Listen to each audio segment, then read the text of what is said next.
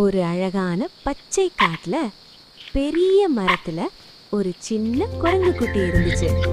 அதோட பெயர் கண்ணன். கண்ணன் ரொம்ப சுட்டி. மரம் மரமா தாவி தாவி சந்தோஷமா விளையாடுவான்.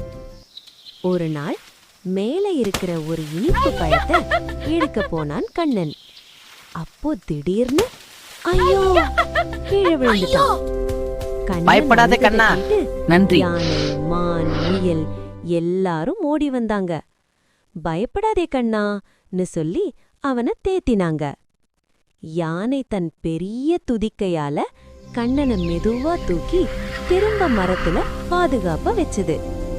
கண்ணன் ரொம்ப சந்தோஷமா நன்றி நண்பர்களேன்னு சொன்னான். நான் இனிமே கவனமா இருப்பேன்.